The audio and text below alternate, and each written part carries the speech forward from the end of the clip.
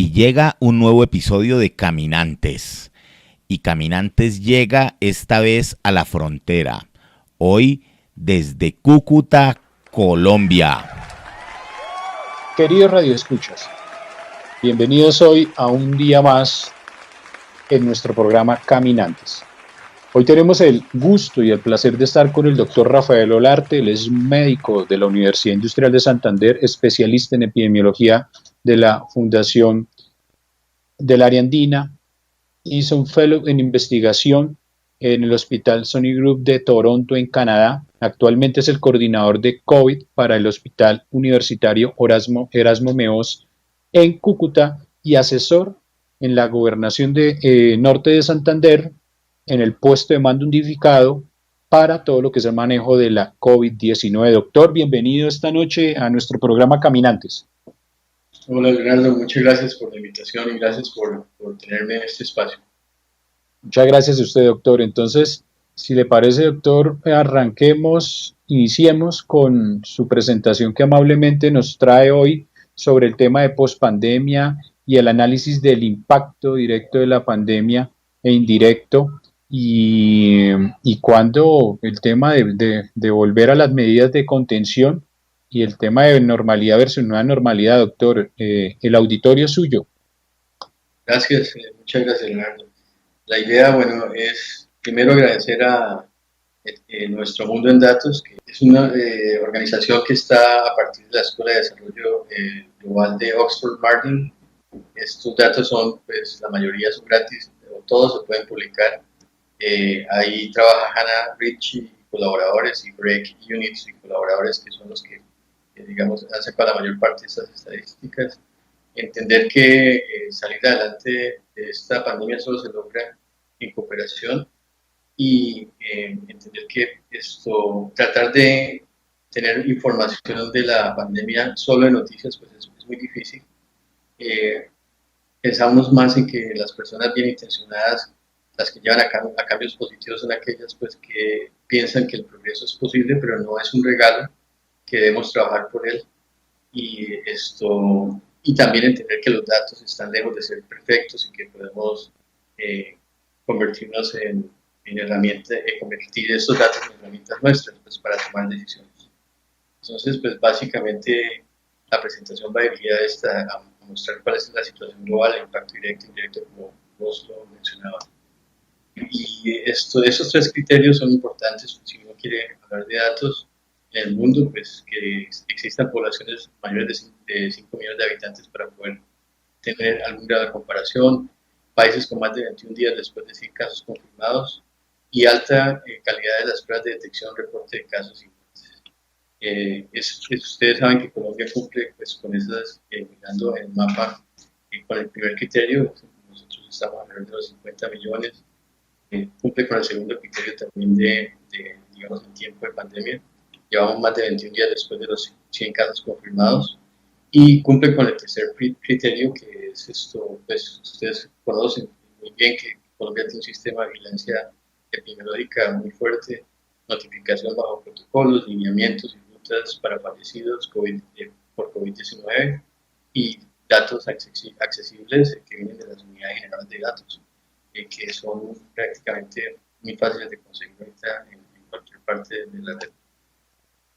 Acá, digamos, empezamos ya a tocar un indicador y es los casos diarios confirmados por millón de habitantes. Pero yo sí quiero mostrarles es la dinámica, lo importante de no analizar datos de manera estática, sino dinámica, ver cómo Colombia cambia y entre más oscuro, se acerca a un grado más oscuro, pues hay más casos confirmados por millón de habitantes.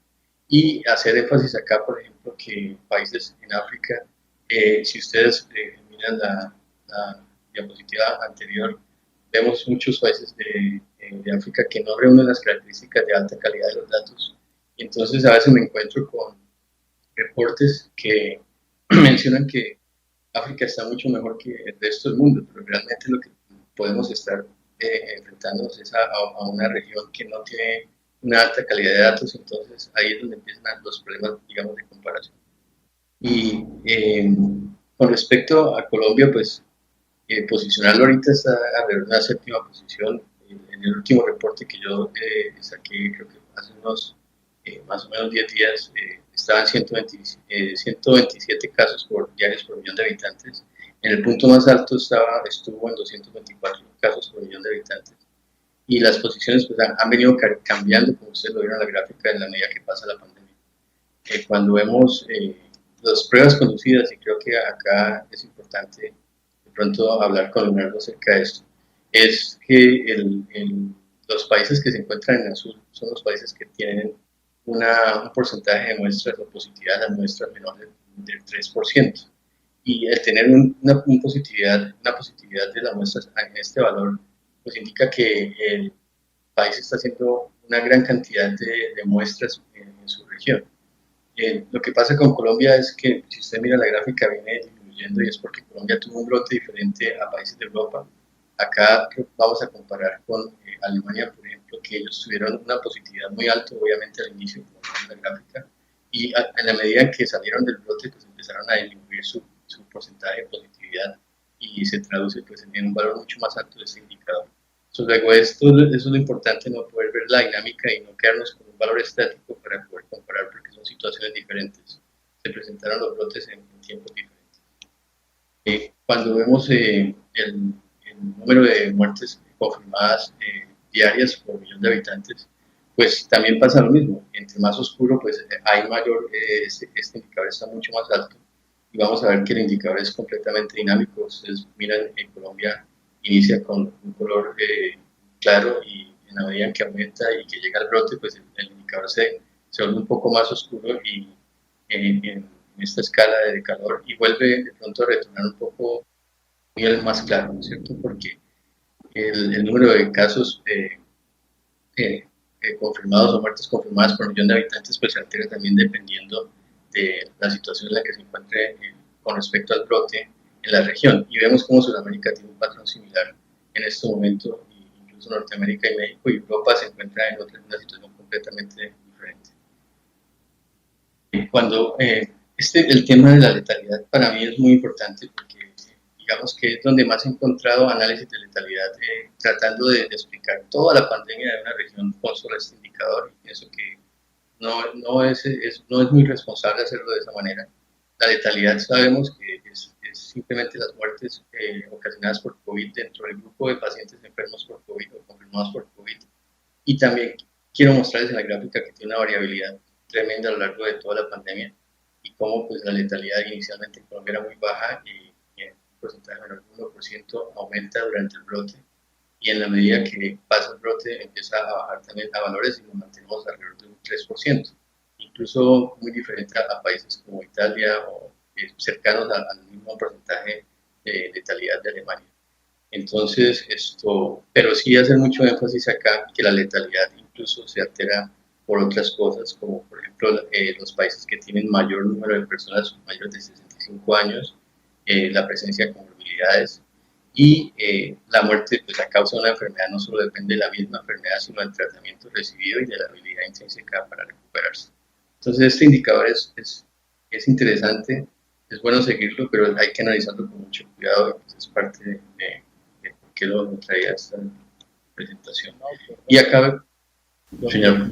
Lo interrumpo ahí un segundo para hacer un alto, porque es abrumador toda la cantidad de información que nos estás dando, y hagamos un alto para que nuestros oyentes lo tomen y tomen la información que nos compete y es importante.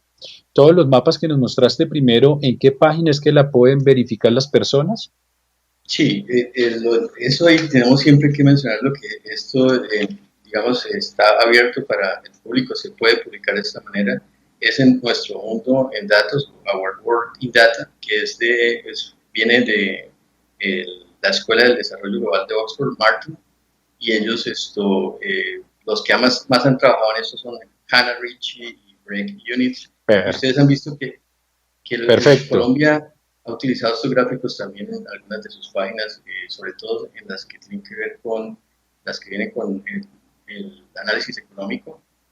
Uno las puede conseguir asociadas al Ministerio de Salud. Perfecto. Mi doctor, una pregunta, doctor Rafael, y es, nos estabas diciendo que no podemos ser ligeros en la utilización de los indicadores de mortalidad. ¿Por qué? Porque, Yo o sea, prefiero, dime. Leonardo, más que hablar de mortalidad, hablemos de letalidad con Letalidad, cuidado. Las vale. muertes acumuladas por millón de habitantes también requieren un ajuste, ¿no es cierto? Porque hay que ajustarlos por edad y por género y, en fin, se pueden ajustar incluso por comorbilidades. Pero digamos que este indicador es un poco más, demuestra un poco más la situación que el de letalidad. El de letalidad es un indicador que primero varía mucho a lo largo de toda la pandemia, se afecta mucho por los brotes y esto depende mucho también de qué tanta población tiene una región mayor de 75 años, qué tantas comorbilidades hay y no solo depende de esos factores, sino también del tratamiento que recibe y de la habilidad intrínseca para recuperarse. Entonces, la letalidad como tal es, digamos que si uno compara de pronto letalidad en SARS, MERS, influenza estacional y ébola, SARS tuvo 10%, MERS 34%, influenza estacional 0.1 a 0.2%, ébola 40-50%. Y si uno quiere hablar de la pandemia solo en base a la letalidad, creo que ahí es cuando uno comete el error. Porque pues es un solo indicador, es un indicador muy variable, no se puede tomar como un número estático.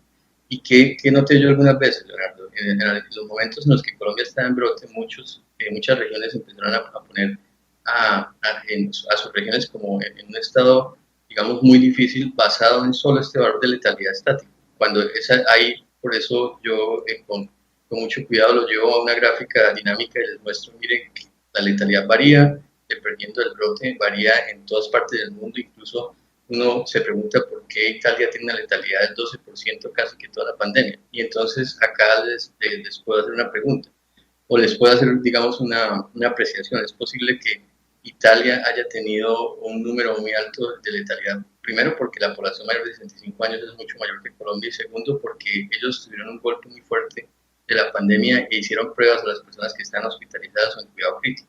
Descuidan un poco las pruebas en la población general, o sea, no lograron captar los casos leves, los casos moderados y los casos graves. Y eso da un valor de letalidad muy alto. Por eso los valores de letalidad en el mundo varían tanto. Doctor Rafael, entonces podemos decir que no podemos quedarnos con un solo indicador. Hemos visto que en diferentes escenarios del orden nacional muestran indicadores específicos y por eso te preguntaba, ¿qué hay de la mortalidad? Y ya me haces la aclaración, es un indicador que hay que tener mesura en su uso, igual que la letalidad, ¿sí? Por las diferencias que hay, y quiero hacer ese resumen de la forma de manejo por diferencias en edad y diferencias en los momentos de la pandemia en los que se encuentre cada persona, en cada país, perdón, cada población. Entiendo también que las diferencias de los denominadores que se usan, que acabas de decir, no se pueden captar o no se captan todos los que realmente se infectan, adquieren la enfermedad y por eso pueden haber variabilidades tanto en la forma de medición como en el momento de la pandemia en que se lee o se mide ese indicador. ¿Qué otras cosas a tener en cuenta para esa interpretación de estos indicadores y cuáles cree usted que son los que podemos manejar? No, completamente de acuerdo con lo que acabas de decir. No es que no se deba manejar, yo pienso que se deben manejar y que sirven para medir impacto directo, pero debemos ponerlo siempre en contexto y sobre todo mirar la dinámica del indicador a lo largo de la pandemia, para que, o sea, tengamos la idea de si estamos en un brote, obviamente vamos a tener posiblemente una letalidad aumentada y a medida que salimos del brote esa letalidad con el tiempo va a disminuir. Y en esta, por ejemplo, en esta imagen, vemos como la edad sí es un factor que afecta la letalidad tremendamente después de los 60 años. Cuando ustedes miran el sur de Corea, España, China, Italia, todos tienen aumentos de letalidad a partir de este grupo etario. Entonces, ajustadas por edad, también ajustadas por comorbilidades como enfermedad cardiovascular, EPOC, hipertensión, cáncer, es porque estas enfermedades aumentan la vulnerabilidad de desenlaces fatales. Entonces, digamos que ahí es como, Leonardo, tratar de no comparar a veces naranjas con manzanas, sino si vamos a comparar pacientes en mortalidad, tenemos que ser muy cuidadosos. Seguramente usted lo maneja pues, digamos, en todo su conocimiento en salud pública, que al comparar uno siempre tiene que estar muy pendiente de los factores de confusión. y de las variables de confusión, y estos dos indicadores tienen muchas variables de confusión alrededor. Luego, para uno llegar a buscar una asociación o a tener un análisis multivariado juicioso, tiene que ser muy estudioso de la dinámica de la pandemia y rodearse de variables sociodemográficas para poder sacar conclusiones. Como un valor aislado, digamos, para reflejar toda la situación de una pandemia, pues se queda corto el indicador, ¿no es cierto? Nos sirve dinámicamente para ver cómo se está comportando la pandemia en una región, pero siempre teniendo en cuenta esto. No es lo mismo comparar la letalidad, por ejemplo, de Norte de Santander, que tiene un porcentaje de población mayor de 65 años mucho menor a lo que tenía, por ejemplo, en algunas regiones del Atlántico. Entonces, ahí tenemos que tener en cuenta todos esos factores para poder comparar, ¿no es cierto? Es básicamente eso. Perfecto, doctor. Muchas gracias con esa aclaración. Entonces, para que los radioescuchas lo tengan claro, no podemos ser ligeros en el uso de los indicadores, hay que tener claridad de los factores de confusión que pueden tener las variables, así como los factores de interacción que pueden tener las variables, ¿sí? Que nos pueden generar interpretaciones inadecuadas y que lo vimos en algunos momentos por algunos expertos en el país, ¿no? Algunos expertos que salieron en medios de comunicación haciendo comparaciones burdas o básicas entre países, ¿no? Y que estábamos muy por encima o muy por debajo en Colombia con relación a otros países, en la mortalidad, en la letalidad, sin tener en cuenta este tipo de aclaraciones que hace el doctor Rafael. Bueno, doctor Rafael, y entonces ahora seguimos con el impacto directo, ¿le parece? Sí, el indirecto, porque si vamos a ver, sí, Leonardo, porque el impacto directo sí va más de los indicadores que yo acabo de mostrar, pero el impacto indirecto va más de los indicadores de desarrollo socioeconómico. Y digamos que ese es un punto muy importante en esta presentación. Uno se pregunta, bueno, en cuanto a desaceleración económica, vemos interesantísimo países como Taiwán, considerando que es una isla, y acá hay otros, digamos, el sur de Corea, bueno, Lituania, Finlandia, Noruega. Vemos a Colombia en esta posición, Estados Unidos con 9.5% de desaceleración económica, o sea, muchos países sufriendo una desaceleración. Una posición muy desafortunada para Perú, el Reino Unido, España y Tunisia, ¿no es cierto? Entonces, sí, hubo un impacto indirecto también en la pandemia, y esta es la gráfica para mí más importante, porque este punto de acá, el trade-off, de que hablaban muchos, que si se invertía en disminuir el desenlace más importante, que era mortalidad en una región, a través del lockdown, o sea, de una contención muy estricta o supresión para disminuir el RT, pues eso iba a significar una mayor desaceleración económica en los países. Resulta que los países, si ustedes miran la gráfica en la posición vertical, o sea, en la Y, se está viendo el número de muertes confirmadas por millón de habitantes para agosto 30, y en las X, entre más está a la izquierda, se está en mayor desaceleración económica. Entonces uno esperaría que los pacientes que estaban más bajos en la gráfica, o sea, los que tuvieron menos muertes por millón de habitantes, hubiesen estado con una mayor desaceleración económica porque están haciendo un intercambio entre salvar más gente y digamos, poner en riesgo la economía. Y lo que pasó y lo que muestra la gráfica es todo lo contrario. Es que los países que invirtieron o que tuvieron un desenlace mejor en cuanto a mortalidad por millón de habitantes fueron los que menos desaceleración económica han mostrado, o sea, agrupan en este sector. Para mí esta gráfica es muy importante. Es tanto, y ahí empieza uno a ver pues países ejemplares, ¿no es cierto? Que uno podría tomar como ejemplo para decir, bueno, ¿por qué Alemania, que no es un país en condición de isla, sino es un país que está en Europa, cómo logra tener esta poca desaceleración económica comparada con otros países y tan pocas muertes por millón de habitantes? Más adelante vamos a hablar posiblemente por qué pasa eso. Y acá vemos que este índice es muy interesante, nace a partir de 17 indicadores.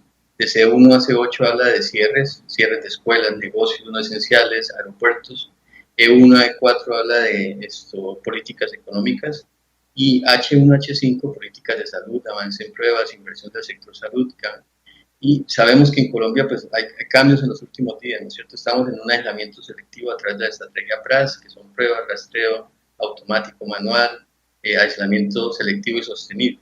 Y tenemos trabajo en casa que ya no es mandatorio, reuniones hasta de 50 personas, terminación de la fase de contención hace que duró 5 meses, perdón, y aumento de los viajes entre regiones. Y ya empezamos a ver un poco de cambios a nivel también de aeropuertos internacionales. Entonces vemos como Colombia en la pandemia pues llega un momento en que tiene un índice digamos, de rigor de la respuesta de los gobiernos bastante alta, y muy parecido a todo Sudamérica, y ya se empieza a flexibilizar en relación a cómo se ha comportado la pandemia en la región.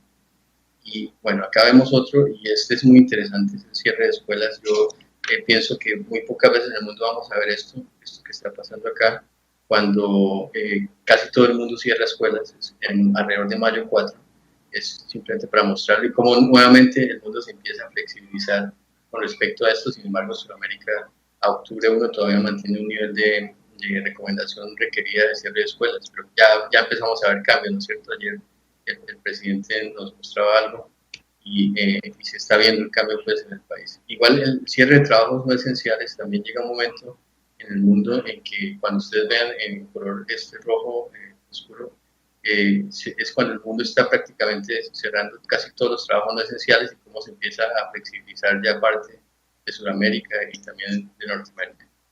Y en cuanto a los viajes internacionales, también vemos ese mismo efecto. Es increíble cómo el mundo en algún momento, alrededor de marzo, abril, prácticamente casi todos los vuelos internacionales estaban completamente cerrados, y empezamos a notar ya una flexibilización con medidas de cuarentena, medidas de tamizaje, y algunos mantienen, pues, no dejan en la entrada de personas que vengan de regiones donde todavía hay un brote epidémico. Entonces, acá en este punto, todavía uno se pregunta, bueno, ¿qué medidas existen para frenar la curva? Tanto que se habla de eso. Y acá tenemos que hacer énfasis que el lavado de manos es absolutamente poderoso en la reducción de la transmisión. Es fácil, es efectivo, cualquier persona lo puede realizar. Es algo que tiene que ya estar implementado en la conciencia de los ciudadanos. Lo otro es la mascarilla quirúrgica, y la mascarilla quirúrgica gana un puesto importante a partir de julio. Chu, en un metaanálisis en Lancet, publica que sí es efectivo en la reducción de la transmisión, y el distanciamiento físico, que los británicos lo mantienen en un consenso de 2 metros. Y este mensaje es súper importante, que es lo que es bueno para nosotros, pues es bueno para los demás. Eso es autoprotección, y no infectarse y no infectar a otros, eso es proteger a otros, es una acción altruista incluso. Y acá cuando uno se pregunta normalidad versus nueva normalidad, pues ¿por qué la nueva normalidad, señor? Yo te interrumpo, y como ya terminamos un segmento que fue el de impacto indirecto de la pandemia, quiero hacer un resumen, porque esta lluvia de información, pues mi chica, es gigantesca. Entonces hagamos un resumen de esto, y lo primero es, a ver si nos ponemos de acuerdo en lo que tú dices y te logro entender, y es que evitar muertes, al contrario de lo que pensaba la mayoría de personas, con medidas de supresión, medidas draconianas, como por ejemplo las cuarentenas estrictas, ¿sí? En aquellos países donde hicieron esta labor, más la tarea de hacer un rastreo de casos, contactos y un aislamiento juicioso, permitió una menor desaceleración de la economía en estos países. ¿En eso estamos de acuerdo? Correcto, es así. O sea, y entonces, ¿qué nos pasó en Colombia? Bueno, lo que pasa es, yo ojalá pudiera llegar a ese tipo de análisis, ¿no? Lo que yo lo que de pronto sí traigo acá es los elementos de éxito en países como Alemania. Entonces, Alemania tiene una estrategia que es prevenir, detectar, contener y tratar. Pero Alemania es una de las economías más fuertes del mundo. Es un país resiliente que ha salido de 2 guerras mundiales. La prueba de diagnóstico digamos, se descubrió en el Hospital Charité de Berlín, y ellos la pudieron diseminar muy rápidamente al inicio de la pandemia. El Producto Interno Bruto gastado en salud es alrededor del 11%, Colombia está alrededor del 7%. La expectativa de vida de ellos es de 81 años. El número de camas por 1000 habitantes es alrededor de 8.3. el número de médicos por millón de habitantes es alrededor de 4.2, y el número de enfermeras por millón de habitantes, por mil habitantes, perdón, todos estos son por mil habitantes de 13.2. Entonces tenemos un país resiliente, con una economía fuerte, con un sistema de salud, con una capacidad instalada suficiente, con pruebas, y y con, digamos, una sociedad un poco más cívica alrededor de este tipo de cosas. Y claro, todo eso se une y esto hace que pues, el país tenga unos resultados tan buenos en la pandemia. Y lo que sí ve uno es que esperaría que si Alemania tuvo, digamos, ese comportamiento que se mencionaba en algunos medios, los países que habían tenido un índice de rigor estricto, un índice de rigor alto durante la pandemia, iban a ser los países que tenían mayor desaceleración económica, y resulta que no fue así. Es simplemente mostrarlo en la gráfica porque esa palabra de trade-off está en la mayoría de medios de comunicación y pues prácticamente no fue así. Ahora pues Colombia es un país con un sistema de salud fuerte, pero el Producto Interno Bruto gastado en salud no es tan alto. Nosotros no hemos vivido como Vietnam, por ejemplo, que es otro de los países ejemplares. No hemos vivido SARS, ni vivimos MERS, bueno, ellos vivieron SARS y vivieron influenza aviar, y eso los llevó a fortalecer o a tener una curva de aprendizaje un poco diferente. Para nosotros este virus respiratorio, a pesar de que habíamos tenido H1N1, pero no habíamos tenido un virus de esta magnitud, o sea, de la capacidad que tiene un virus de enfermar tantas personas al mismo tiempo y de sobrepasarnos la capacidad instalada. Ahora, cuando uno mira pues, el número de camas por mil habitantes, médicos por mil habitantes, estamos en un nivel muy inferior digamos, a Alemania, ¿no? Si nos podemos hablar de Alemania. Bueno, mi estimado doctor Rafael, y entonces con todo esto quiero traer la frase muy famosa del maestro Echandía que dice, y lo decía él, ¿no? No es lo mismo Dinamarca que Cundinamarca, carajo. Mire que usted nos pone a Alemania y acá me hace reflexionar lo siguiente y es esto. Nosotros los colombianos y los latinos especialmente, mire que España tiene un comportamiento muy parecido al nuestro, ¿sí? De latinos, ¿no es cierto? A un colombiano le dicen, no se acerque, que allá hay una bomba, y el colombiano ahí se acerca más para chismosear, ¿sí? ¿Y por qué traigo esa condición cultural? Porque tiene usted toda la razón, mi doctor Rafael, y es también un compromiso de cultura de la salud del latino, ¿sí? No solamente el colombiano. Estos países como Alemania, estos países que han sufrido guerras, que han tenido que aprender a disciplinarse, son países que la cultura y la salud de ellos vemos que es más desarrollada que la nuestra, son más conscientes del tema de corresponsabilidad social, ¿sí?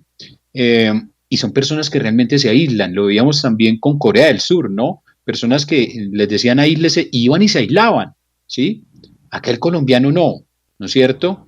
Pero ahí le voy a poner un trompo en la uña y es cómo le dices tú a un colombiano que no tiene de qué vivir y de qué comer aísles en su casa. Claro, son los determinantes sociales de la salud, ¿no es cierto?, que están alterados. Pero, Leonardo, mire, digamos que más que el sentido de comparar, es que debemos, o pienso yo, de manera muy personal, se deben tomar aquellos países que tuvieron una conducta ejemplar para medir qué cosas tienen ellos que se puedan adoptar o adaptar o que se puedan descartar. Porque al final, pues, todas las comunidades, todas las sociedades tienen una evolución social, ¿no es cierto? De pronto, algunas que han tenido más retos durante esta evolución, pues han logrado niveles socioeconómicos y de mayor control de los determinantes sociales de la salud, pero todos estamos en ese trayecto, ¿no es cierto?, caminando, tratando de llegar al desarrollo, y pues obviamente pues en diferentes situaciones de desarrollo. Entonces, más que con el sentido de mirar lo negativo, es con el sentido de mirar lo positivo, bueno, ¿y por qué una sociedad puede llegar a controlar la pandemia de manera tan eficiente como lo hizo, digamos, en este caso estamos poniendo de ejemplo Alemania, porque es un ejemplar dentro del comportamiento de la pandemia? Y ahí es cuando uno empieza pues a preguntarse, bueno, ¿qué podemos hacer para llegar a esos niveles? estamos viviendo digamos, la primera pandemia de esta magnitud en la región. Pero después del Spanish Flu, el mundo cambió. Gracias a, digamos, que nadie iba a querer que una pandemia ocurra en una población, pero después de la humanidad, en honor a los caídos, en honor al desarrollo en la sociedad, empieza a implementar todas estas medidas de salud pública y a crecer, digamos, muy fuertemente en cuanto a salud pública. Y eso debe pasar en Colombia. Es más que el sentido de una comparación, es entender, de lo mismo que yo he mostrado en las gráficas, que todos tenemos una dinámica, una dinámica en el tiempo, y pues algunos están en algún punto diferente, digamos, en cuanto a la evolución o desarrollo de la sociedad, pero deben servir de ejemplo, ¿cierto? Es como cuando encuentra un hermano mayor, en vez de pelear contra el hermano mayor y estar en esa riña tremenda, es seguir el ejemplo, es decir, bueno, ¿qué está haciendo él que yo también puedo hacer? Y corregir. Yo pienso que es más en ese sentido, ¿verdad? Es más en el sentido de poder aprender de aquellos países que han tenido éxito. Bueno, mi doctor Rafael, excelente reflexión. En ese sentido, pues precisamente por eso hacía las aclaraciones de la comparación, porque es que si no nos comparamos, pues no podríamos saber qué hicieron ellos de bueno o no bueno, sino qué hicieron de diferente para tener los resultados que han tenido efectivamente. Yo creo que la comparación acá es buena, ¿sí? Yo creo que es eso lo que nos permite poder saber. Y hablando de eso, con ese escenario que nos has mostrado de la experiencia en Alemania, de la experiencia que has visto en otros países y lo que estamos viendo en Colombia, ¿cuáles son las recomendaciones para el gobierno nacional que debemos hacer en medio de la situación que nos viene aquí en adelante y en el escenario, por ejemplo, de una entrevista que le hicieron al experto que asesoró el tema de la compra de las vacunas por el mecanismo COVAX para el país, para Colombia, y que dijo en Revista Semana que esperaríamos vacunas hasta el 2023? ¿Qué debemos hacer? Bueno, definitivamente la estrategia PRAS es fundamental. Yo pienso que los países que tuvieron un mayor número de pruebas y una capacidad de aislamiento selectivo sostenible desde el inicio de la pandemia han sido los que han tenido mayor control de la enfermedad. No es fácil crear o diseñar la prueba del RT-PCR en todo un país y poder habilitar laboratorios, porque no es una prueba fácil, requiere muchísimos pasos de habilitación. Y Colombia pues lo está logrando, ¿no? Con el lockdown que hizo, o con esa supresión para disminuir el RT al inicio tan rigurosa, pues nos permitió incluso crear capacidad instalada para el brote que se presentó en muchas partes del país. Ahorita se viene un mayor número de pruebas, a pesar de que vamos a estar ya no en mitigación, sino en control, porque tenemos que salir de esa positividad del 30% y bajarnos a una positividad del 3%, donde podamos detectar fácilmente casos esporádicos y conglomerados, que podamos aislar selectivamente de manera rápida para evitar que se nos vengan los rebrotes, ¿no es cierto? Yo pienso, desde mi punto de vista, eso es lo que pienso que pueda llegar a mejorar la situación en el país.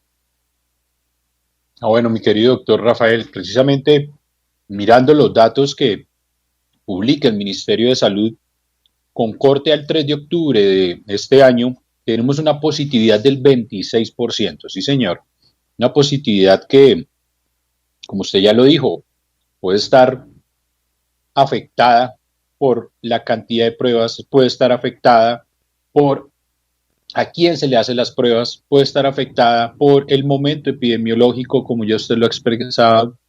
Entonces, pues, queridos radioescuchas, el reto ya lo dijo aquel doctor Rafael. Búsqueda, rastreo, aislamiento y el gobierno comprometido con el aislamiento sostenido y selectivo. Doctor Rafael, nos queda entonces el siguiente tema y es, ¿y ahora cuándo vamos a volver de pronto a medidas de contención? ¿Será que vamos a volver en Colombia? Entonces, lo que se habla acá es de una normalidad versus una nueva normalidad. ¿Y por qué una nueva normalidad?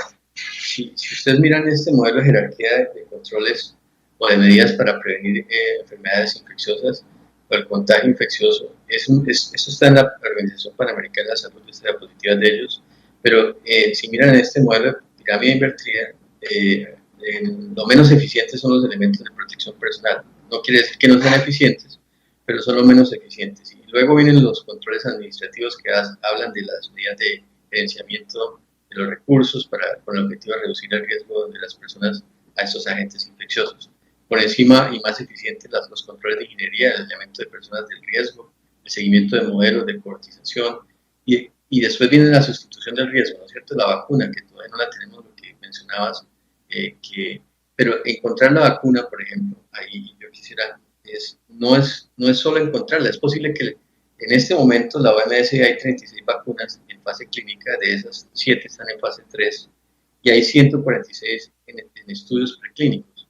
Luego es posible que a final de este año tengamos la vacuna, pero la situación la menciona incluso Bill Gates en una entrevista para The Economist, donde está mencionando, bueno, no solo es encontrar la vacuna, ahora se viene una cuestión de producirla de manera masiva y no solo producirla, sino poderla llevar de manera equitativa, no solo para los países que tienen recursos para conseguirla, sino para aquellos países que no lo tienen.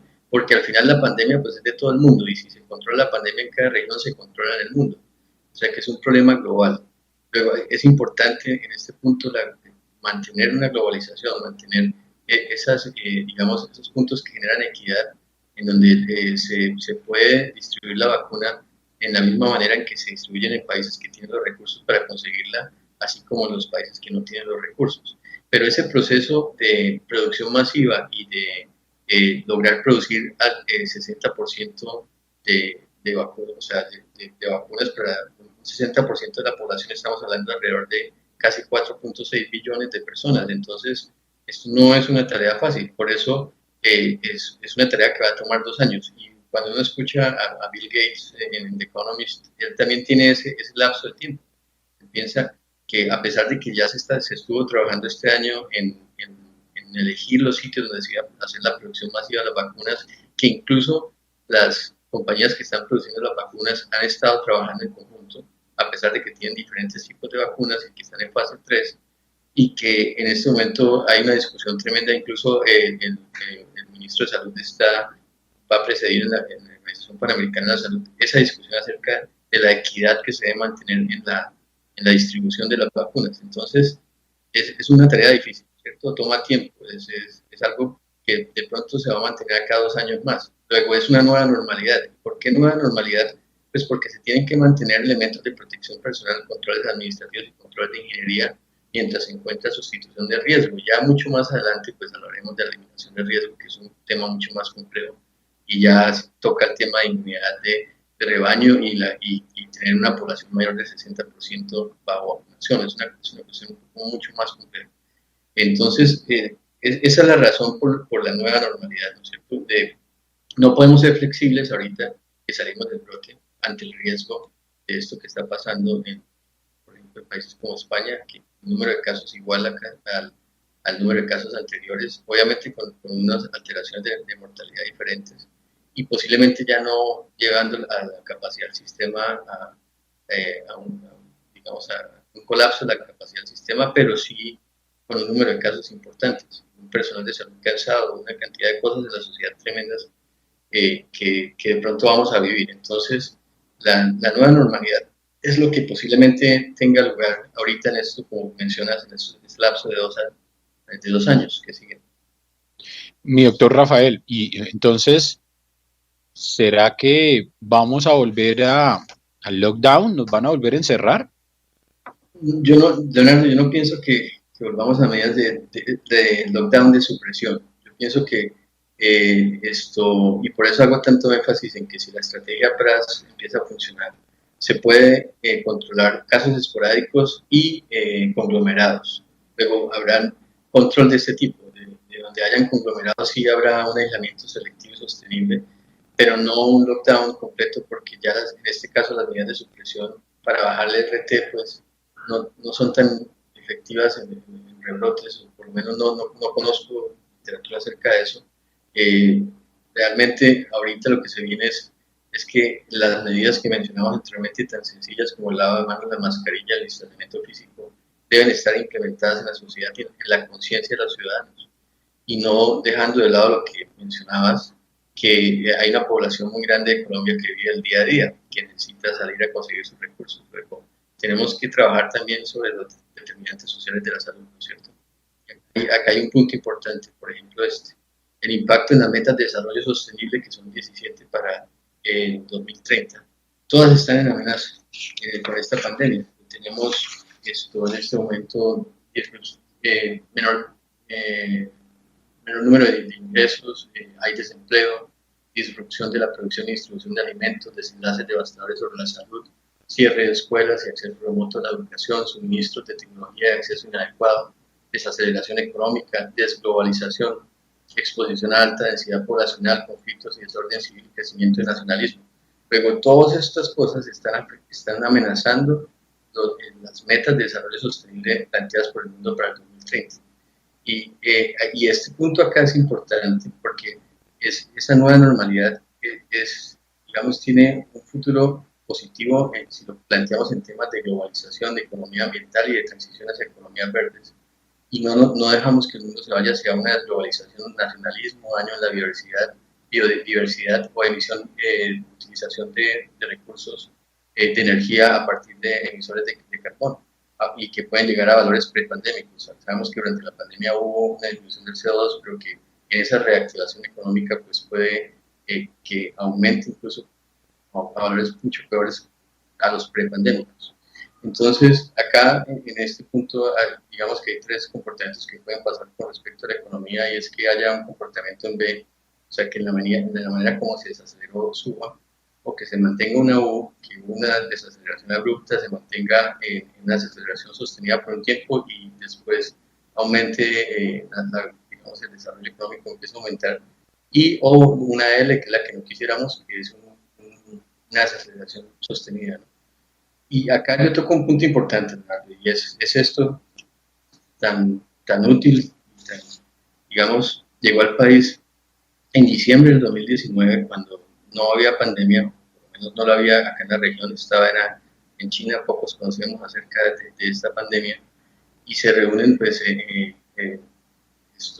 expertos ad honorem en la Misión Internacional de los Sabios, y ellos hablan de cómo el país, después de este conflicto armado tan tremendo, la izquierda de la derecha, y después de este proceso de paz, queda un país en búsqueda de una nueva identidad, y ellos plantean que la identidad hacia un nuevo país puede ser basada en estos 8 aspectos, que pues realmente todos son muy positivos: biotecnología, bioeconomía, medio ambiente, ciencias básicas y el espacio, ciencias de la vida y la salud, ciencias sociales y desarrollo humano y equidad, energía sostenible, industrias creativas, culturas, océanos y recursos biológicos, tecnologías convergentes e industria 4.0, y con el objetivo, que esto de ellos, esto no es mío, de que con esfuerzos alineados de todos los actores y la implementación de las propuestas enunciadas, Colombia consolidará una investigación básica vigorosa asociada a una dinámica empresarial innovadora y una sociedad más equitativa y sostenible.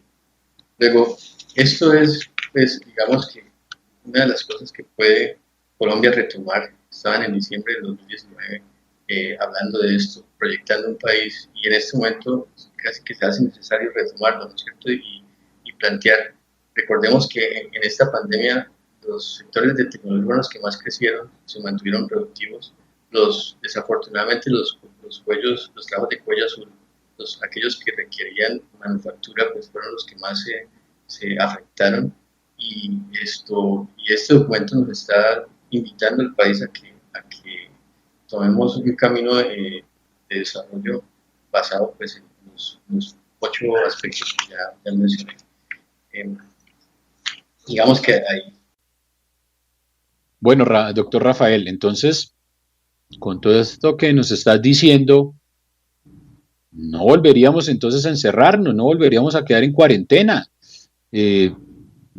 Tenemos que volver a, como dice usted, y ya lo dijeron varios de los burgomaestres en Colombia, una nueva normalidad, ¿sí?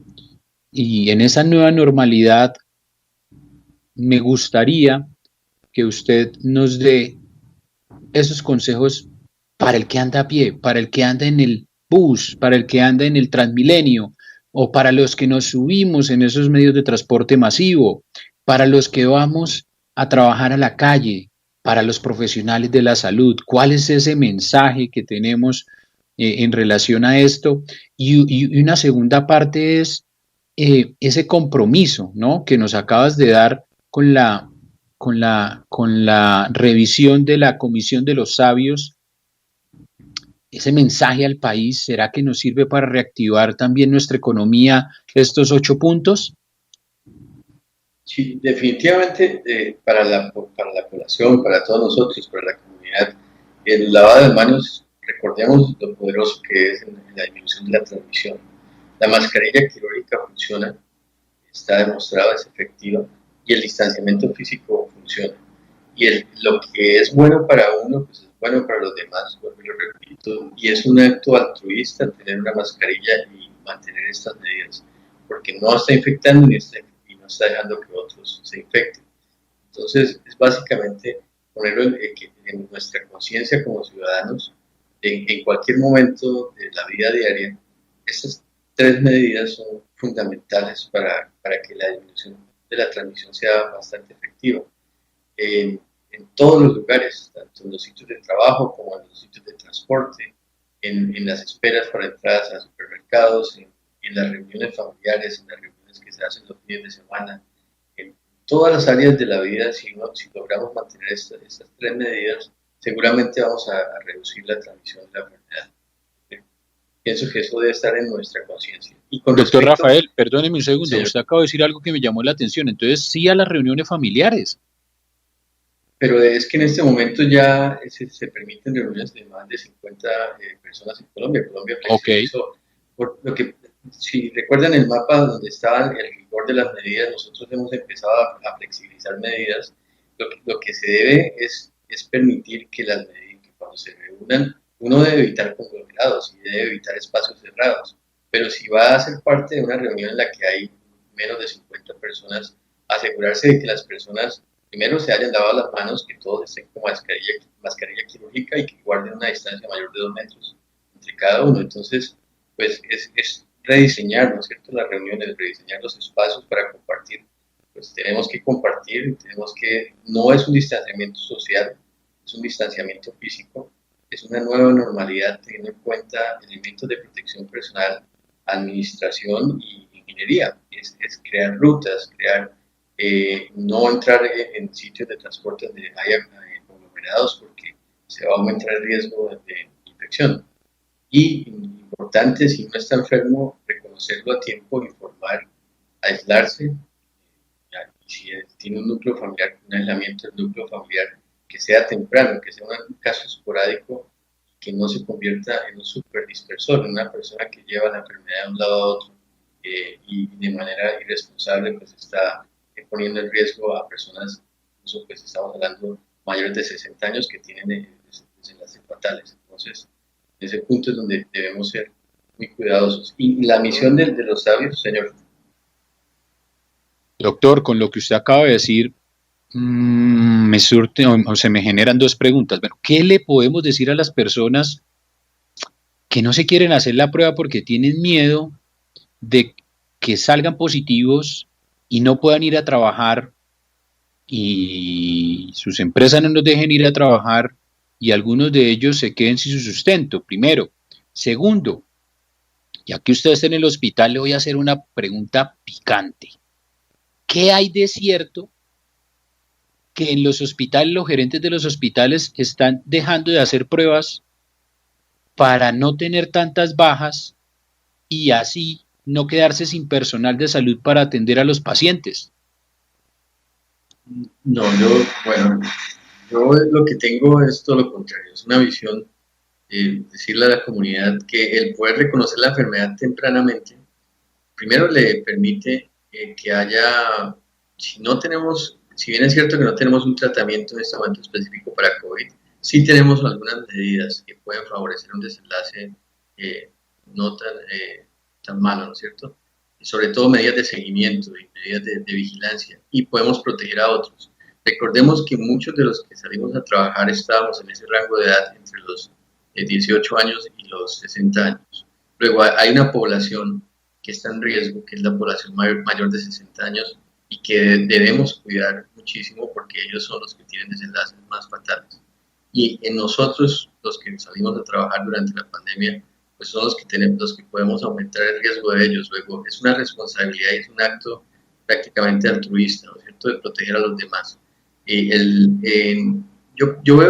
todo lo contrario en mi hospital. Yo vi en mi hospital una necesidad de encontrar conglomerados, de no esconder los datos y de que todos fuéramos conscientes de que esta enfermedad era extremadamente contagiosa y el poder detectar el conglomerado a tiempo hacía que se pudiera controlar la transmisión de la enfermedad en los trabajadores, haciendo un especial énfasis en la burbuja social, que era donde la mayor parte del tiempo yo decía que los empleados no tenían esa precaución de los elementos de protección personal, ya no había las medidas administrativas y aparte de eso pues no se creaban medidas de ingeniería para disminuir el riesgo, porque pues en el trabajo siempre está uno con elementos de protección personal, hay soluciones hidroalcohólicas por todos lados, hay para lavado de manos, hay información, todo el tiempo uno sigue rutas, hay filtros de ingreso, filtros de egreso, hay toma de temperatura, entonces está uno como donde las medidas son más efectivas, como lo vimos en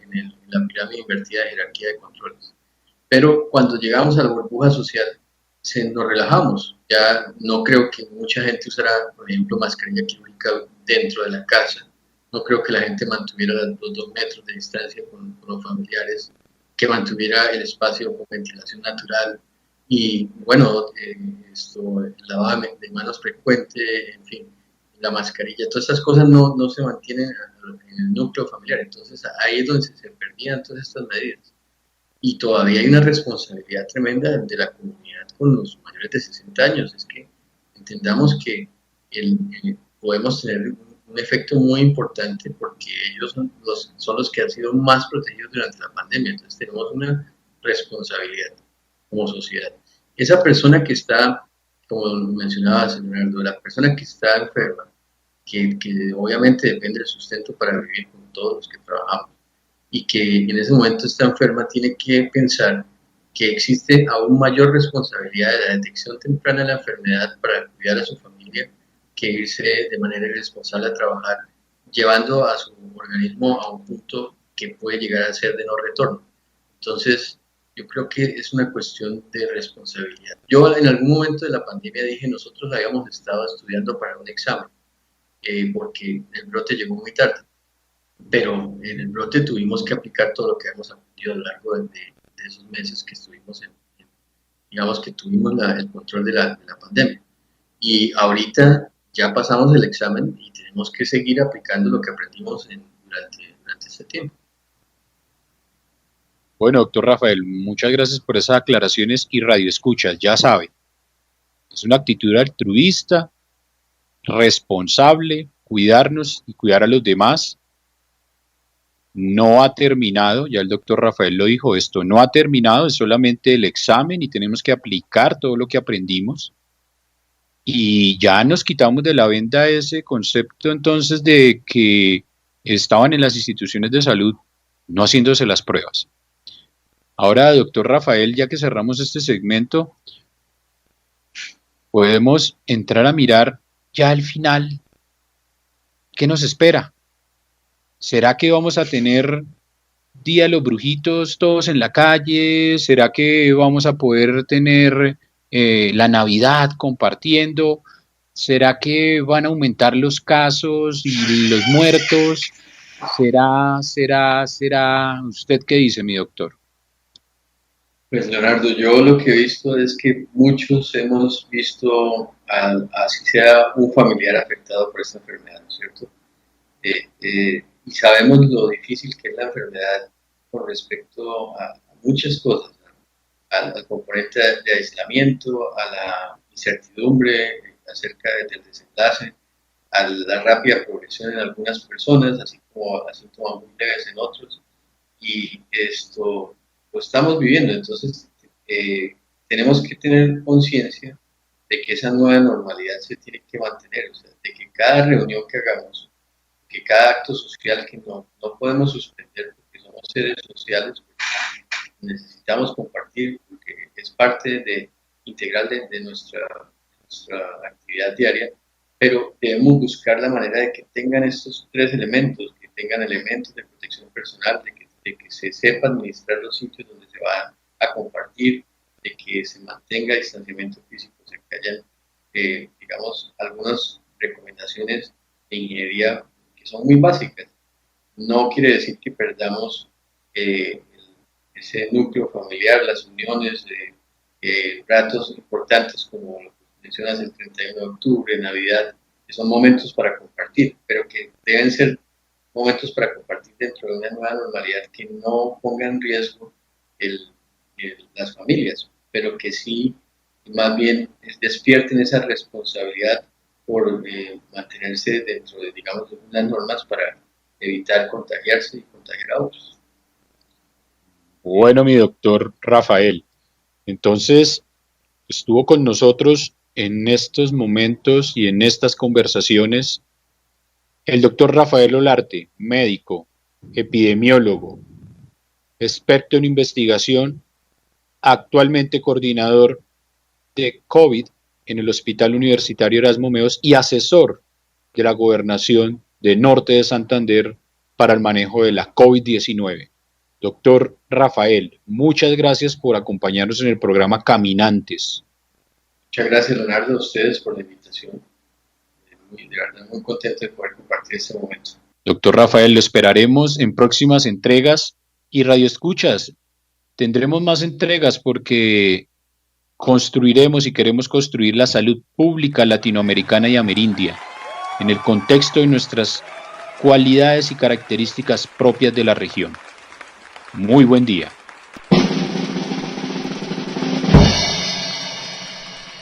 Y esto ha sido todo por hoy. Gracias por acompañarnos hasta este momento.